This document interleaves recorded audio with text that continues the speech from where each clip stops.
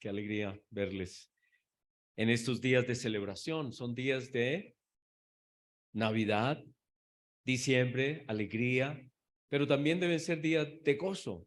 Y de eso es lo que vamos a hablar, del gozo que debe haber en nosotros, en nuestra vida y cómo poder contribuir al gozo de otras personas.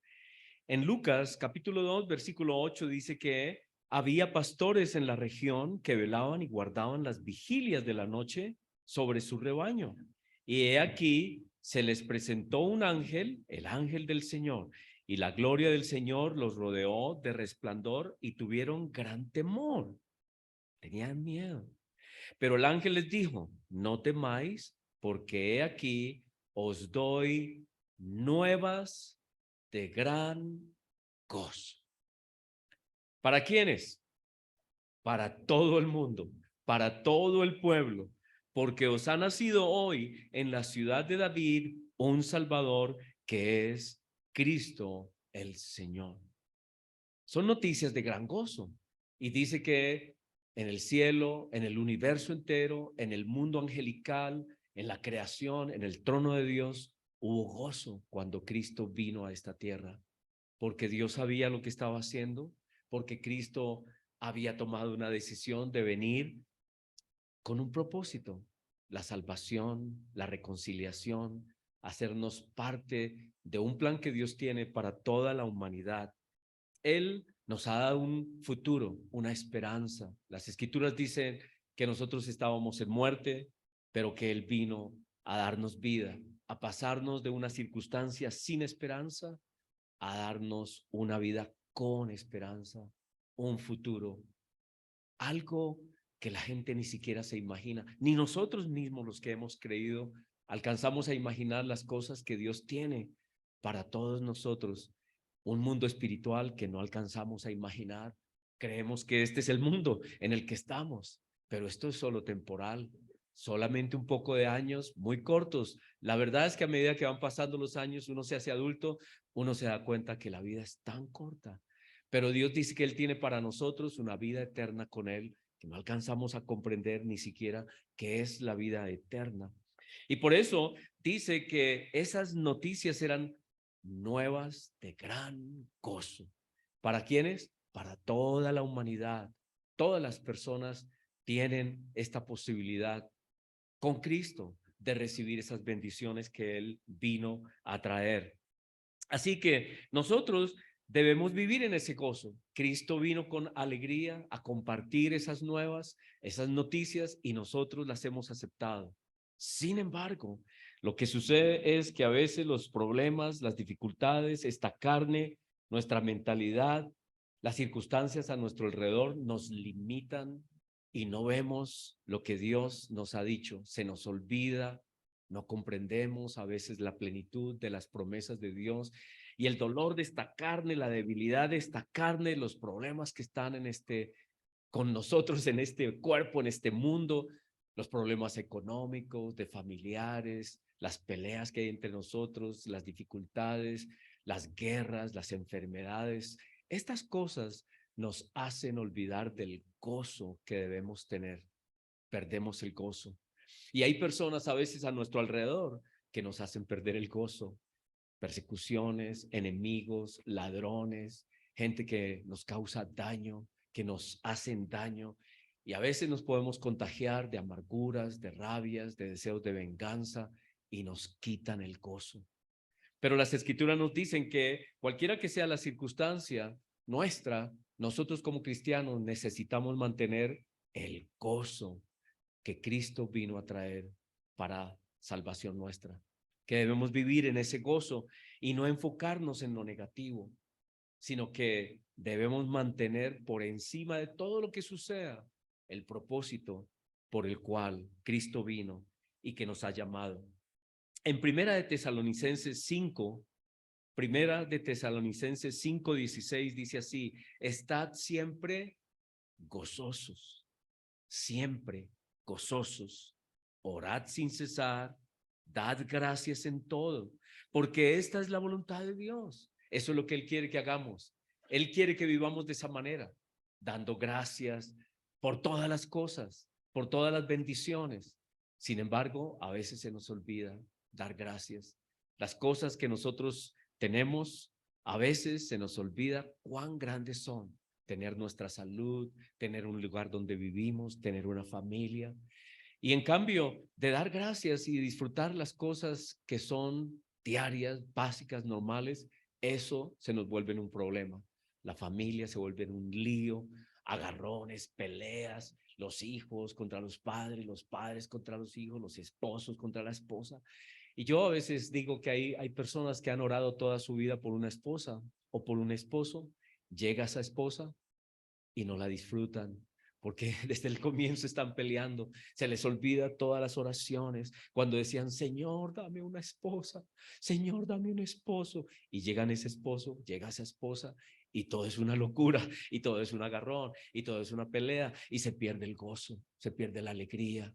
Y todo el tiempo es amarguras y angustias y peleas y luego los hijos tenemos esperanzas, tenemos expectativas, tenemos sueños para ellos, pero cuando ellos escogen distinto y hacen otras cosas, viene el dolor y la amargura y el dolor y las lágrimas. Ay, o a veces vienen como esta actitud, si yo me hubiera casado con otra persona, si yo me hubiera casado con otra esposa, si yo hubiera casado con otro esposo, pero el que me tocó, la que me tocó, y siempre echamos pestes y no nos damos cuenta que nos dejamos robar el gozo que Dios quiere que tengamos y nos engañamos, porque la verdad es que no importa con quién, si nosotros no tenemos este gozo de Dios, no importa lo perfecto que sea la perfecta mujer, no vamos a tener gozo si no tenemos el gozo de Dios dentro de nosotros.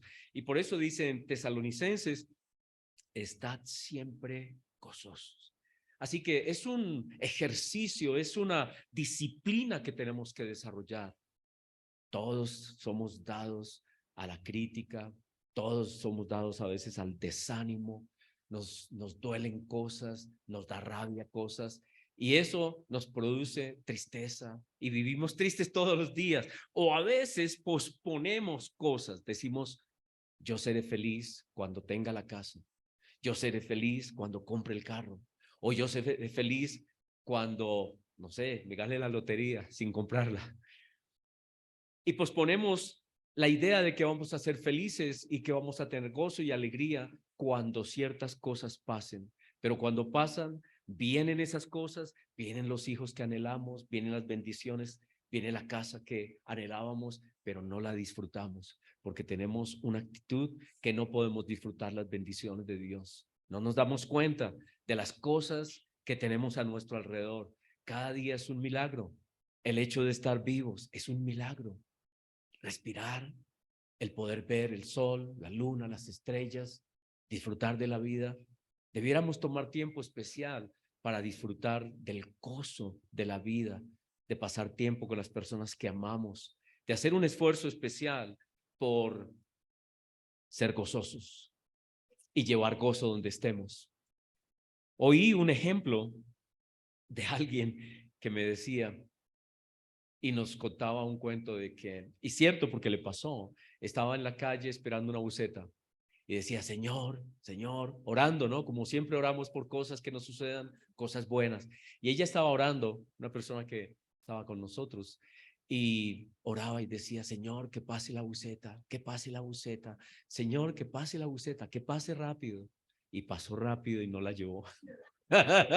¿A ti te pasó ayer? Sí, que venga, que pase rápido, que pase rápido. Y así parece chistoso, pero a veces nosotros oramos por cosas, pedimos cosas a Dios, pedimos bendiciones a Dios, Dios nos da esas bendiciones, pero no las disfrutamos porque no tenemos el gozo. No sabemos disfrutar las bendiciones que tenemos. No nos damos cuenta de los milagros que Dios hace cada día con nosotros. La provisión. No damos gracias. Dice, dad gracias en todo. Y no nos damos cuenta de las bendiciones, de los milagros, de las cosas lindas que están a nuestro alrededor, sino que el ser humano hace mucho énfasis en todo lo negativo, en todo lo oscuro, en lo triste, en el futuro oscuro. ¿Y qué va a ser de mí? ¿Y qué va a pasar? Y cuando yo estoy viejito, ¿quién me va a cuidar? Y yo voy a estar enfermo. ¿Y quién me va?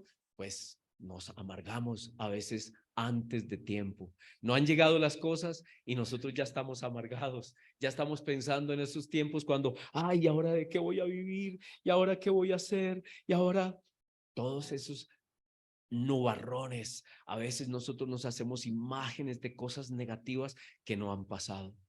La gente se dice que el 90% de las preocupaciones de las personas nunca pasan. Son solamente condiciones de la mente. Son preocupaciones que no tienen asidero en la realidad. No pasan. Que mire que me voy a enfermar. No se enferma. O no van a pasar tantas cosas que a veces nos imaginamos, pero nosotros somos muy negativos o a veces nos dejamos contagiar de personas que son muy negativas, personas del mundo, personas que tienen amarguras, personas que tienen tristezas y dolores, rabias, odios y que vienen y que esas personas, alguien decía, lo ponía como un ejemplo, que su vida está tan llena de cosas negativas y todo lo demás que lo mejor es no encontrarse con ellos en ninguna parte, no tropezarse uno con una persona de esas en la calle, porque ellos pueden botar toda su basura sobre nosotros. Y entonces, si vamos conduciendo, por ejemplo, ese es un caso muy común, choques, cosas cerradas, y las personas se vuelven, se transforman, nos transformamos.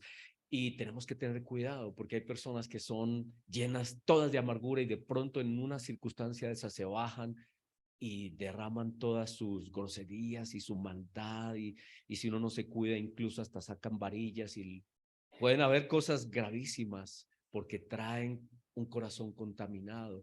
El tema es que si nosotros nos dejamos contaminar, vamos a actuar igual y vamos a devolver la basura que nos están echando.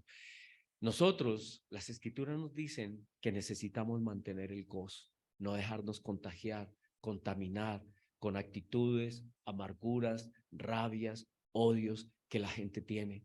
Y que de alguna manera nosotros como cristianos necesitamos navegar por lugares muy altos donde la amargura no llega, ni el odio, ni la rabia, ni el deseo de venganza. Sin embargo, somos humanos y a veces esas cosas nos pasan, nos llenamos de rabia, de amargura, con personas que son las personas con las que convivimos, con las que pasamos el tiempo juntos. Y en cambio de tener un ambiente agradable y delicioso y de celebración, estamos siempre en un ambiente tenso, de angustia, de venganza, de hacer el daño. Y eso dice las escrituras que no debe ser, que debemos tener una vida de gozo, de alegría, de celebración. Nuestra vida debe ser, como de cristianos, debe ser una vida de celebración todos los días, pero no por alguna cosa nuestra, sino porque el Señor Jesucristo vino y ese fue el gozo que Dios nos envió. Dios nos envió a Cristo, que es el gozo para toda la humanidad. Momentos sencillos, pequeños, que nos pueden alegrar la vida, aprender a vivir en gozo, a celebrar las cosas más pequeñas. Yo tengo en mi mente cómo, pues con Paulinita nos gusta sentarnos en un lugar que es la oficina de ella, porque por ahí entra el sol por las mañanas. En estos días tan fríos, que ha estado lloviendo todas las tardes, que hace tanto frío, nuestro apartamento tiene lugares fríos.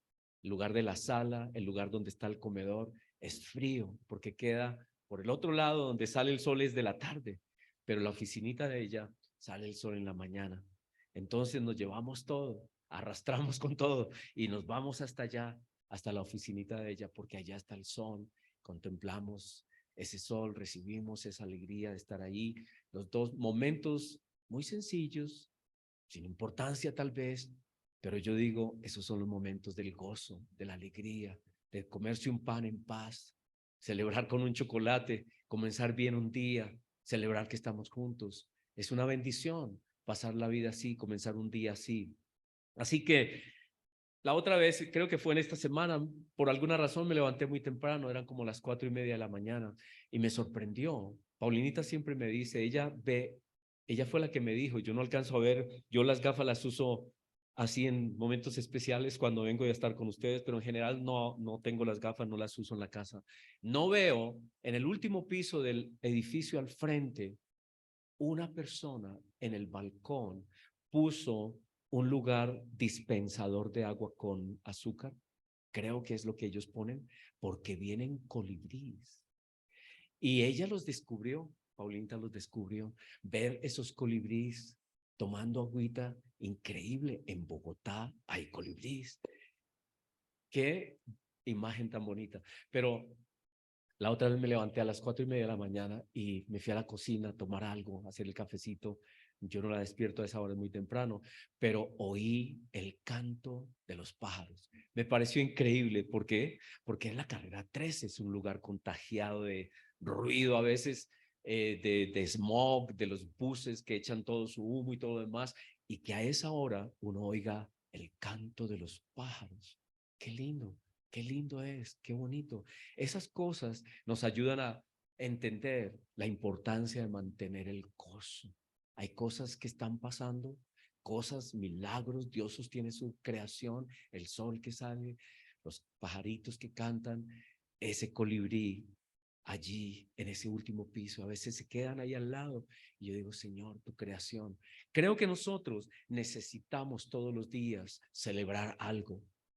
Necesitamos celebrar la creación de Dios, salir a algún parque, caminar, detenerse, no dar por sentado las cosas que nos parecen normales. Un árbol es algo fantástico. Nos estamos dando cuenta después de tanto tiempo que necesitamos esa naturaleza, que esa naturaleza es vida, que los animalitos, que todo lo que Dios hizo es vida. Necesitamos mantener el gozo que Cristo vino a traer, el gozo de la salvación, y que toda la creación anuncia que hay un Dios, un sustentador de las cosas, y que hay esperanza, que hay un futuro, que hay una vida distinta a esta vida, que Dios la hizo posible por medio de Cristo. Hay un ejemplo muy lindo de cómo nosotros a veces no nos damos cuenta de la presencia de Dios en nuestra vida, cómo Dios está caminando con nosotros y no nos damos cuenta. Es el relato del camino a Emaús. ¿Se acuerdan del camino a Emaús? Es el relato de estos dos discípulos. Estos dos discípulos nos dicen en Lucas capítulo 24, lo voy a leer, no esperaron, no esperaron las noticias del domingo de resurrección, sino que ese mismo domingo estaban desilusionados, estaban tristes porque creían que todo había sido un fracaso. Ellos, igual que muchas otras personas, los discípulos, ellos habían tenido la esperanza de que en Cristo tenían un Mesías, pero ellos se imaginaban un Mesías, un líder político, una figura que iba a traer salvación física, política a Israel. Y cuando lo mataron a Jesús, ellos se desilusionaron, entraron en tristeza, dijeron qué pérdida de tiempo, tantos meses, incluso años, haber seguido a Cristo, y lo mataron y se desilusionaron. Y dice que el domingo en la mañana, parece, todo indica, se fueron a su pueblo desilusionados y tristes, y iban así caminando muy tristes. Ahí está el relato. Versículo 13 de Lucas 24. He aquí, dos de ellos iban el mismo día a una aldea llamada Emaús, que estaba a 60 estadios de Jerusalén, e iban hablando entre sí de todas aquellas cosas que habían acontecido. Sucedió que mientras hablaban y discutían entre sí, Jesús mismo se acercó y caminaba con ellos, mas los ojos de ellos estaban velados para que no le conociesen. Su tristeza, su amargura, su decepción no dejaban ver a Cristo. No lo dejaban, no les permitió ver que quien estaba con ellos, caminando con ellos, era Cristo Jesús resucitado. Y ellos iban cabizbajos y tristes, echando pestes tal vez, diciendo, qué desilusión, qué tristeza, todo nuestro tiempo, toda nuestra dedicación, toda la esperanza que pusimos en eso, y se murió el hombre. Lo mataron, qué desilusión. Versículo 17.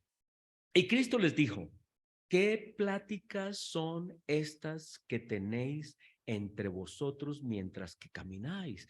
¿Y por qué estáis tristes? Iban tristes, cabizbajos, amargados tal vez, decepcionados, como traicionados tal vez, tantas esperanzas, todo quedó en cero, volver a comenzar, no hay futuro, perdimos el tiempo, todo se acabó.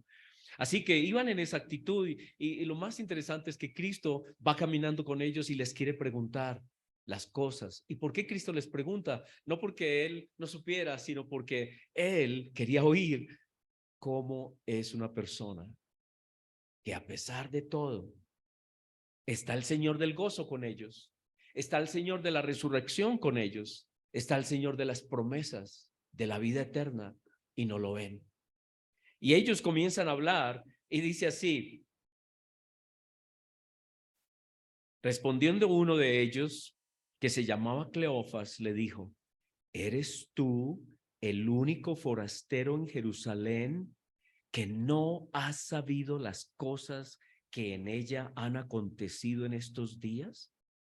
Entonces Jesús les dijo: ¿qué cosas? ¿Qué cosas? Porque ellos todo lo están viendo a través de un lente de la decepción, de la tristeza, de la amargura de haber entregado tanto tiempo, de haber esperado cosas que en su opinión no han pasado. Ellos están decepcionados y ven las cosas a través de un lente triste, a través de un lente de decepción, gris, de un futuro triste. Y ellos le van a decir su versión de las cosas. Ellos le dijeron: pues mira, de Jesús Nazareno, que fue varón profeta, poderoso en obra y en palabra delante de Dios y de todo el pueblo, y cómo lo entregaron los principales sacerdotes y nuestros gobernantes a sentencia de muerte y lo crucificaron. Era un hombre poderoso, dicen, reconocen que Cristo era alguien impresionante, alguien especial, tenía poder, hacía cosas increíbles, pero lo mataron. Y ahora va a decir: pero nosotros esperábamos, nosotros creíamos, nosotros esperábamos que Él era el que había de redimir a Israel. Y ahora, además de todo esto, hoy es ya el tercer día que esto ha acontecido. Aunque también nos han asombrado unas mujeres de entre nosotros, las que antes del día fueron al sepulcro. Y como no lo hallaron, no hallaron su cuerpo, vinieron diciendo que también habían visto una visión de ángeles quienes le dijeron que él vive. Y fueron algunos de los nuestros al sepulcro y hallaron como las mujeres habían dicho, pero a él no lo vieron. Y por eso nos vinimos. Como que ahí quedaba todo. Y ellos dijeron: no, no aguantamos más, ya nos vamos. No queremos saber más. Qué tristeza, qué decepción. Ya no queremos oír más de que sí, de que se levantó, que está vivo. No, no, no, no, ya eso no más. Nos vamos. Ellos no habían esperado, se habían ido para su pueblo, para Emaús. Y dijeron esas mujeres que él vive. Y fueron algunos y encontraron como las mujeres dijeron, pero a él no le vieron. Entonces Jesús les dijo: oh insensatos y tardos de corazón para creer todo lo que los profetas han dicho. ¿No era necesario que el Cristo padeciera estas cosas y que entrara en su gloria? Y comenzando desde Moisés, siguiendo por todos los profetas, les declaraba en todas las escrituras lo que de él decían. Y llegaron a una aldea, a la aldea donde iban, a Emaús, llegaron. Así que no nos dice cuánto tiempo estuvo Jesús caminando con ellos, pero se sabe que eran varios kilómetros desde Jerusalén hasta Emaús. Tal vez Cristo los acompañó muy buen tiempo, oyéndolos pacientemente. ¿No les parece muy lindo el Señor oyendo su protesta, oyendo su desilusión, oyendo y viendo su actitud, su tristeza, cabizbajos, Cristo caminando con ellos? Y ellos no lo ven y solo hablando cosas negativas y solo hablando decepciones y no, qué tristeza, qué engaño.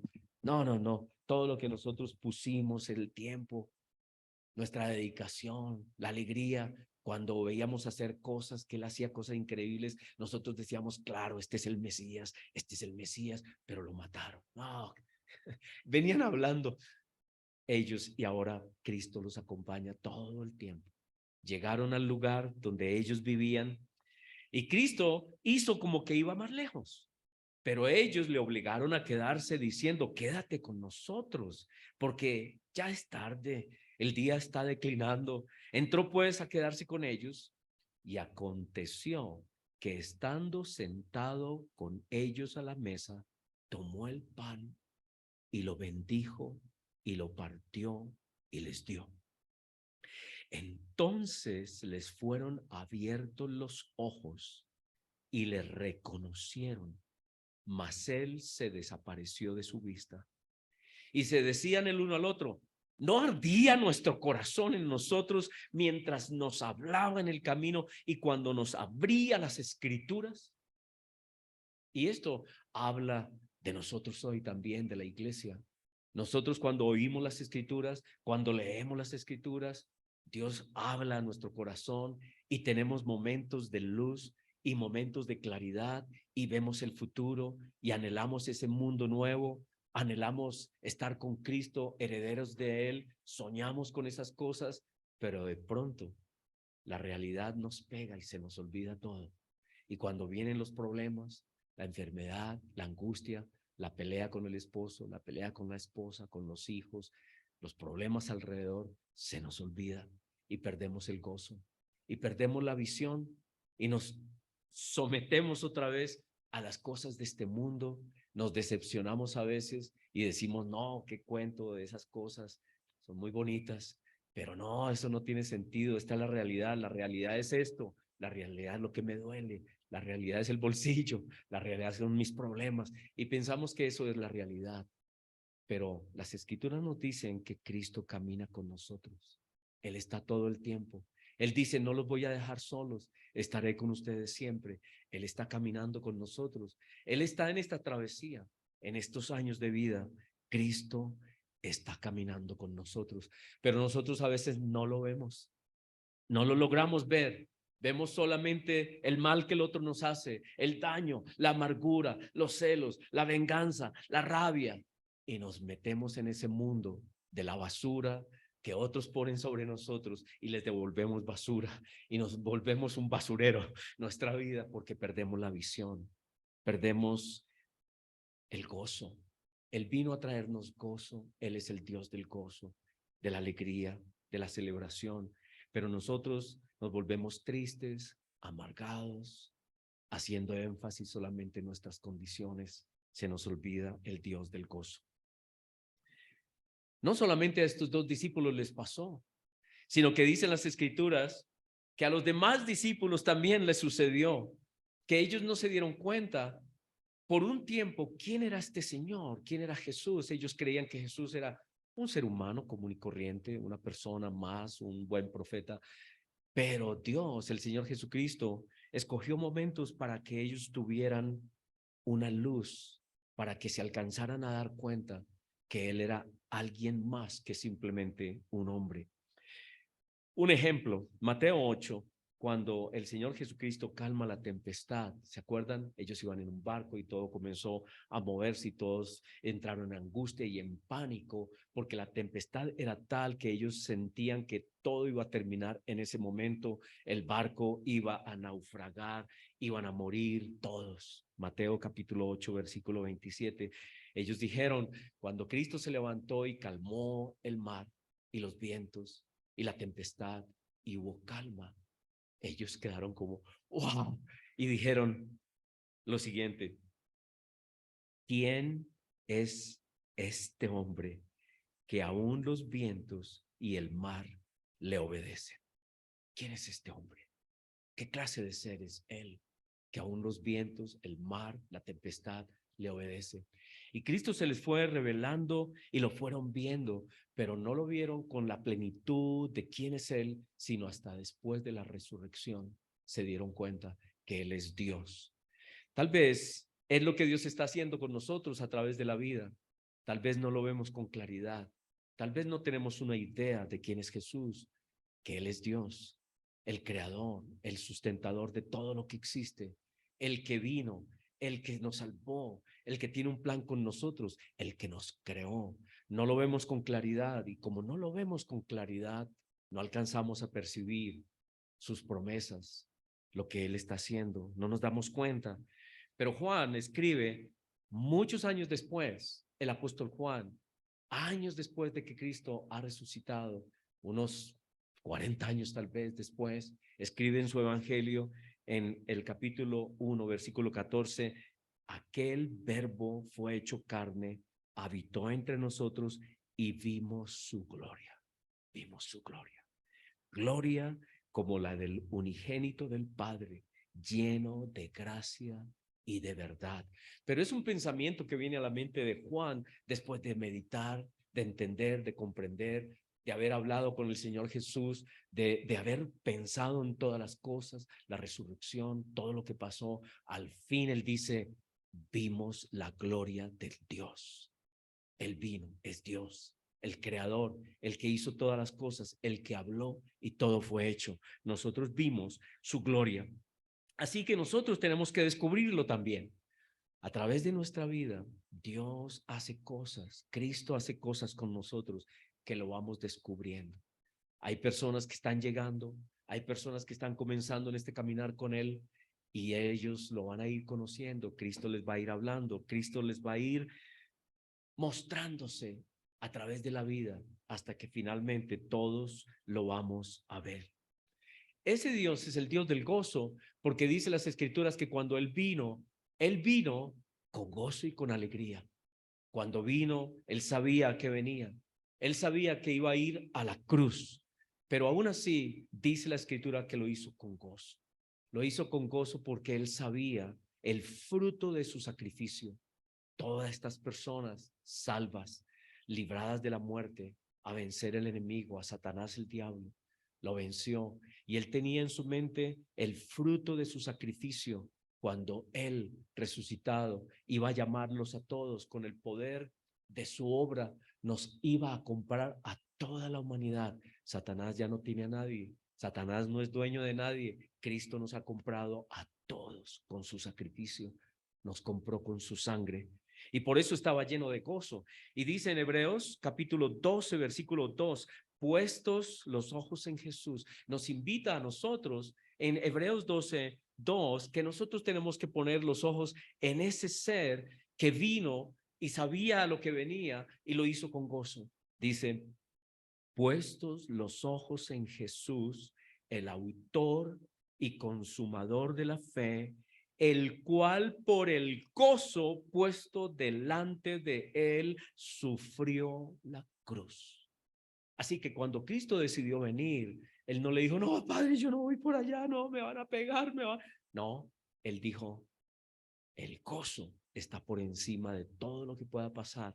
Y eso es lo que dice en ese versículo, menospreciando el oprobio, menospreciando el escarnio, las burlas, la humillación, los golpes, las acusaciones, lo llamaron hijo de fornicación, que sus obras eran por obras de Satanás, todo tipo de cosas le dijeron, todas cosas, humillaciones, lo escupieron, le pegaron, pero él dijo, no importa.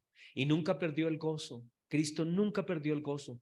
Dice Pedro en 1 Pedro 2:23 que cuando lo maldecían, cuando toda la gente le echaba esa basura, esa amargura, ese odio, esa rabia, toda esa ira que habían ellos, dice que él no respondía con maldición. Que cuando él padecía los golpes, toda la actitud del ser humano contra él, cuando él padecía, no estaba amenazando, nunca perdió el gozo. Él sabía por qué había venido, no dejó que nuestras basuras, que nuestra humanidad y pecados que echamos sobre él le quitara el gozo al cual él vino. Él es el Dios del gozo y él quiere que nosotros vivamos de la misma manera, llenos de gozo, que disfrutemos de nuestro llamado, de nuestra vida, de nuestras familias, de nuestros hijos y que pongamos gozo de la salvación que él nos ha dado en todo lo que hacemos. ¿Es fácil? No. Yo no creo que alguno lo pueda hacer siempre, Yo no lo puedo hacer. Muchas veces tengo que pedir perdón por cosas que digo, hago, pienso y cosas que se me salen de mis manos, mi carne me traiciona y hago cosas que no son. Pero Dios me llama a que mantenga el gozo, que regane el gozo siempre, que no permita que las cosas y las dificultades y este mundo me quiten el gozo que Cristo vino a traer, el gozo de su salvación, la alegría, la celebración de lo que Él ha hecho por nosotros. En medio de todo lo que pueda pasar, la vida del cristiano debe ser una vida de gozo, de alegría, de celebración en todas las cosas y contagiar a otros de ese gozo. No quiero decir todo el día haciendo ahí parrandas o cosas chistosas o estrambóticas, no, un gozo genuino de alegría, de esperanza, de paz, de buenas palabras, de no dejarnos arrastrar de la basura a veces que otras personas derraman sobre nosotros, pasar por alto eso, comprender que las personas tienen problemas, líos, angustias, dificultades, no conocen a Cristo tal vez, o a veces lo conocen, pero están pasando por alguna dificultad, un bajón, una angustia, y no poner cuidado a ese tema, sino pasar por encima de esas cosas. Qué difícil es. Dios dice que hagamos un esfuerzo. Él nos llama la atención y nos dice, hagan un esfuerzo especial. En Filipenses 4:8 nos dice eso. Filipenses capítulo 4, versículo 8 dice, por lo demás, hermanos, todo lo que es verdadero, todo lo que es honesto, todo lo que es justo, todo lo que es puro, todo lo amable, todo lo que es de buen nombre, si hay virtud alguna, si hay virtud alguna. ¿Qué quiere decir? Que miremos cosas incluso grises, opacas, tristes, gente con rabia, problemas, angustias. Miremos y hagamos un esfuerzo a ver si en esa situación podemos decir algo bueno. Dice, si hay virtud alguna, si algo digno de alabanza, en esto pensad. Dios nos dice que debemos hacer un esfuerzo especial por ver lo bueno, por dar gracias por las cosas buenas, que no hagamos énfasis en lo negativo, en lo malo, en lo horrible, sino que seamos como Cristo. Él a esas personas que lo maltrataron, que lo maldijeron, que le estaban pegando, que le pusieron esa corona, dice, Señor, Padre, perdónalos, perdónalos. No saben lo que hacen. No dijo, uy, ustedes, tengo preparado un infierno miserable, los voy a poner allá a sufrir. No, Cristo no vino a eso. Él vino a perdonarnos, Él no vino a condenarnos, Él vino a salvarnos. Es increíble, pero a veces nosotros como cristianos nos hacen alguna cosa y dice, uy, yo tengo un Dios justo, que ese Dios te va a torturar o yo. No, esa no fue la actitud de Cristo, esa fue la actitud de algunos de sus discípulos cuando no conocían a Cristo, de Jacobo y Juan, cuando entraron a ese lugar, a un pueblo donde no recibieron a Cristo y se sintieron maltratados y Jacob y Juan le dijeron a Jesús, Señor, ¿quieres que hagamos descender fuego del cielo y acabemos con toda esta gente? Y Cristo le dijo, ¿ustedes qué les pasa? Yo no vine a eso, yo vine a salvar, no a condenar. Cristo es un Dios que vino a salvar, a bendecir. Y Dios quiere que tengamos esa actitud. Dios quiere que seamos de bendición, que no nos dejemos amargar, que no nos dejemos robar el gozo, que no nos dejemos llenar de odios, de rabias, de amarguras, que no actuemos amenazando al que nos hace algo. Dice que Cristo a los que le torturaban y pegaban no les profirió amenazas. Él tenía todo el poder. Él era Dios, Él es Dios. Él pudo haberlos torturado en un rostizador, yo no sé cuántos siglos de siglos, pero Cristo dijo, no, los perdono. En el nombre de mi Padre, perdónalos. No saben, no entiendo lo que hacen. Cristo se puso por encima de las circunstancias, de las personas, porque Él vino con gozo a dar su vida por todos nosotros. Y por eso dice en Hebreos 12 que nosotros tenemos que tener esa misma actitud, mirar a través de los ojos de Jesús. Qué ejercicio tan difícil para nosotros humanos, que somos dados a las venganzas, a las rabias, a los odios, a decir exactamente eso. Yo tengo un Dios justo que te va a matar y te va a despescuestripar por todo lo que me has hecho. En cambio, Dios nos dice que oremos por nuestros enemigos. Qué difícil es orar por los enemigos. Qué difícil es. No comprendemos esa escritura. No encaja en nuestra vida, en nuestra carne. Esta carne no acepta esa escritura. No podemos orar por nuestros enemigos ni tratarlos bien. Pero Dios dice que no nos dejemos amargar, que esté nuestro gozo sea el de gozo de Él, el gozo de su salvación, el gozo que Él trajo en la cruz. Dio su vida por nosotros, lo hizo con gozo. Y una vez resucitado, nos dice que Él venció y que por su victoria nosotros podemos tener victoria. Que hagamos ese esfuerzo para encontrar algo digno de alabanza, alguna virtud en las cosas que nos pasan. Salmo 118, versículo 24, es ese salmo que nos debemos recordar, Salmo 118, 24, que debemos decir todos los días, que debiéramos tenerlo en alguna parte, en algún lugar, o aprendernos. Dice así: hoy, este es el día que hizo el Señor, me gozaré, me alegraré en él. Pase lo que pase, suceda lo que suceda. Ahora, es difícil porque hay momentos de que nos sentimos mal, nos sentimos muy, muy mal. Anoche yo estaba muy tapado de la nariz, porque es que yo tengo una alergia um, en los ojos y en la nariz, y he ido siempre a muchos médicos y todo lo demás. Y una vez el médico, la médica, me dijo: mire, usted tiene una alergia que yo también la tengo, no se puede quitar con nada. No hay medicinas, no hay gotas que se puedan poner, porque usted es alérgico casi a todo, al tiner, al barzol, a cualquier pintura, al polvo, todo le va a dar duro. Así que la única manera, me dijo así, es que haga lo que yo estoy haciendo, me dijo ella. Yo ya me estoy pensionando, me voy a ir a un pueblito, a un lugar donde no haya esta contaminación, calmado, tranquilo, a un clima perfecto.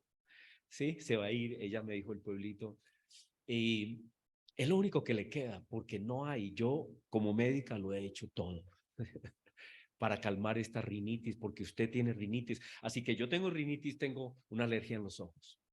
Y anoche, tal vez ayer había estado trabajando, el día anterior trabajé con algo, limpiando cosas, y me dio una tapada anoche que yo no podía respirar, podía respirar.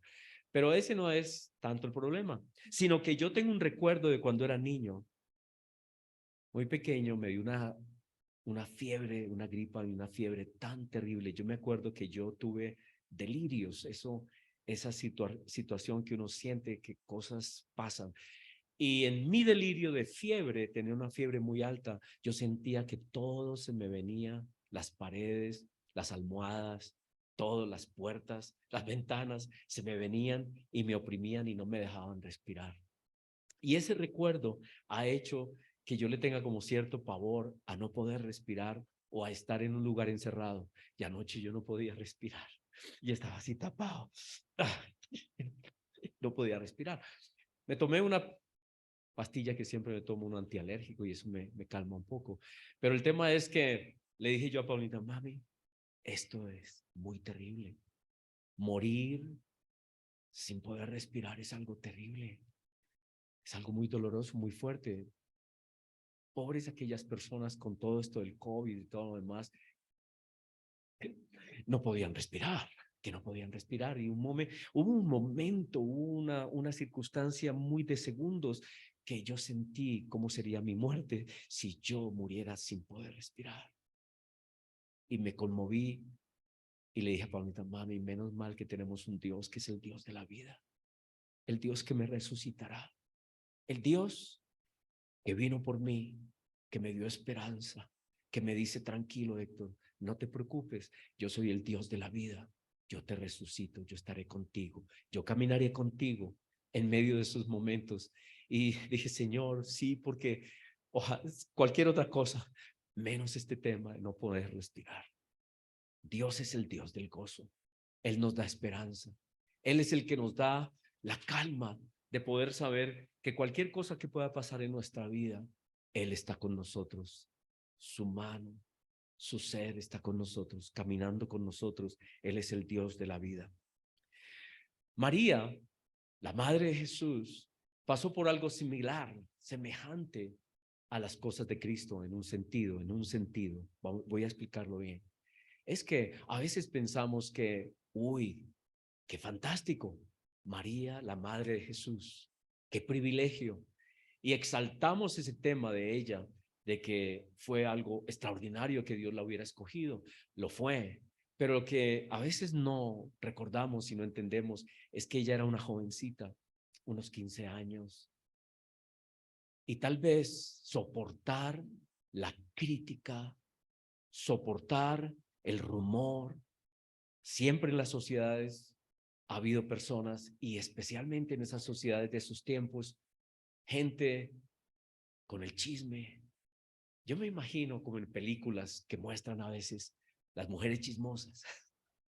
Mire, ahí va, está embarazada, se dieron. ¿No es cierto? Me imagino el rumor, todas estas cosas, la presión de la familia. El mismo José tuvo problemas. Él mismo dijo que la quería abandonar, aunque sin que nadie se diera cuenta, pero tuvo pensamientos de desilusión con María. Y que María hubiera sido tan valiente para haber dicho, Señor, yo creo, yo acepto. No tuvo dificultades. Hay razones por las cuales indican que ella no tuvo dificultades. Una de esas razones puede ser que ella sabía que su antepasado, que sus antepasados, que ella sí descendía de un linaje de David. Eso era algo normal en aquellos tiempos, no como ahora, que yo escasamente sé quién es mi abuela, escasamente sé quién es la mamá de mi abuela, ya no sé quién es. Mi mamá por ahí habla y nos dice que se llamaba como Aguita, ¿no? Aguita, Aguijita, algo así. Pero ella misma no tiene una claridad de quién era mi tatarabuela.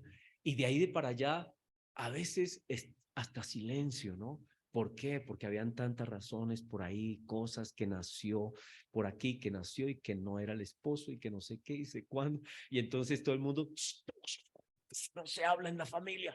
Entonces yo no sé quién es el esposo de mi abuela. No tengo, porque nadie quiere hablar de esas cosas, no sabemos, pero en la cultura judía era muy importante las genealogías.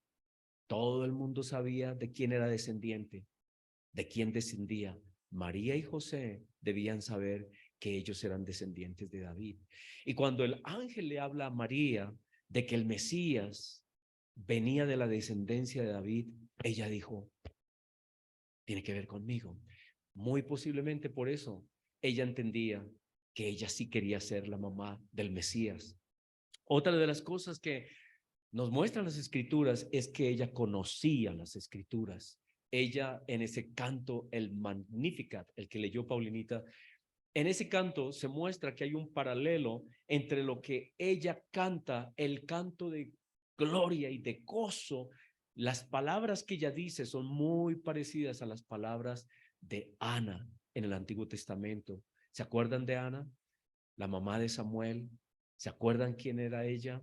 La historia de ella. Era una mujer que no podía tener hijos y sus enemigas se burlaban de ella, la hacían llorar y ella lloraba porque no podía tener hijos. En la cultura judía no tener hijos era una desgracia total, porque la mayor bendición era darle hijos a un esposo y ella no podía tener hijos. Y se fue una vez al templo a orar, a decirle, Dios, dame un hijo. Y Elí, que era el profeta que estaba en el templo, creyó que ella estaba borracha porque ella estaba llorando y ella estaba hablando y decía cosas. Y él dijo, está, uy, qué cinismo venir al templo borracha. Y ella le dijo, no, Señor, yo no estoy borracha, estoy clamando, estoy en angustias, quiero un hijo, quiero que Dios me dé un hijo. Y si Él me da ese hijo, yo lo dedicaré al servicio de Dios. En ese tiempo habían esos votos y ella dijo, yo haré este voto, dedicaré a mi hijo. Y ese hijo, ella lo llamó Samuel. ¿Saben por qué? ¿Qué significa Samuel? Significa Dios oye, Dios me oyó. Por eso le puso Samuel. Y entonces ella, en agradecimiento, después de que ese hijo, Dios le ha dado ese hijo y ha tenido a Samuel, que fue el último de los profetas, de los jueces de Israel, ella escribe un cántico que es muy parecido al cántico de María. Por eso sabemos que María sabía las escrituras, conocía las escrituras. Una joven que conoce las escrituras, por conocer las escrituras y las promesas y el Mesías, por ser descendiente del rey David, ella dijo: Señor, yo creo y yo acepto. Y una de las cosas que ella dice en ese Magnificat, que es el canto de María, en el versículo 46 dice: mi alma glorifica al Señor, mi espíritu está lleno de gozo, se regocija en Dios mi Salvador. Y ese gozo, dicen las Escrituras, siempre estuvo con ella, a pesar de que había cosas que ella no comprendía. Ella no lo entendía todo. No entendió, por ejemplo, cuando ella llevó al niño, a Jesús, al templo, y un hombre se llamaba Simeón. ¿Se acuerdan de Simeón? Y Simeón comenzó a dar bendiciones y a decir: este es el Salvador de Israel, este es el Salvador. Y ella decía: bueno, yo tengo una idea de que sí, que el Mesías, pero aquí parece que están hablando de otras cosas que como que sobrepasan lo que yo entiendo. Y luego otra mujer, ¿cómo se llamaba esa otra mujer que estaba en el templo? Ana. Se llamaba Ana. Y esta mujer también comenzó a hablar cosas fantásticas acerca del niño. Y ella dice que muchas cosas que pasaron con Jesús que no comprendía, y luego a través de su vida, cosas, yo me imagino que con la persecución que le hicieron, los ataques que le hicieron a Cristo, y luego en esa última semana, la crucifixión, el martirio, las falsas acusaciones, yo creo que María le dolía en su corazón. Pero dice la Escritura que María guardaba todas estas cosas y las meditaba en su corazón. Nunca, parece, dejó la esperanza, nunca perdió la esperanza, nunca se echó a llorar, nunca entró en una crisis de incredulidad, nunca abandonó las promesas del ángel que Dios le hizo. Ella amó, confió y esperó llena de gozo. Ella misma estaba asombrada con las cosas que pasaban, pero también esperó. Ella tuvo que pasar la vergüenza, el escarnio, las burlas, la humillación, los rumores, las miradas, las críticas, la condenación de toda una sociedad. Igual que Cristo, dice que no tuvo en cuenta todo aquel circunstancias, todas esas circunstancias de ataque, sino que Cristo puso todas estas cosas en el Padre y no se dejó robar el gozo de la salvación. Necesitamos nosotros, con estos ejemplos, aprender a llevar las cosas que no nos parecen, los problemas, las angustias, las enfermedades, las tribulaciones, los problemas, ponerlos en nuestro corazón y meditar qué valor tienen, qué sentido tienen, sin perder el gozo, sin perder la promesa, sin perder lo que Dios nos ha llamado a hacer. Necesitamos mantener la promesa de Cristo, lo que Él ha hecho, lo que Él nos ha dicho, que somos en Él hijos, amados, salvos, rescatados, perdonados, herederos. Necesitamos vivir de esa manera y no dejar que absolutamente nada nos quite el gozo de nuestra salvación. Hay muchas cosas que no entendemos, pero debemos creer, confiar y vivir con gozo y hacer que otras personas a nuestro alrededor, ojalá Dios nos perdone cuando fallemos, pero ojalá expandir ese gozo, el gozo de la salvación. En el nombre del Señor, Señor, te damos gracias por este ejemplo tuyo tan hermoso, Señor, que tú viniste a la cruz, caminabas todo el tiempo hacia la cruz, pero nunca perdiste el gozo, nunca te dejaste arrastrar por la maldad, el engaño, el odio, la amargura, la venganza, las personas que te querían hacer daño. Nunca te dejaste arrastrar por esas cosas, nunca perdiste el gozo. Y gracias por todas las personas, Señor, que esperaron en ti. Ahora nos toca esperar a nosotros. Ayúdanos a mantener el gozo en nuestra vida. Perdónanos, Señor, Cuando nos dejamos arrastrar por la incertidumbre, la angustia y la tristeza, ayúdanos a mantener el gozo de la salvación. En tu nombre, Señor. Amén.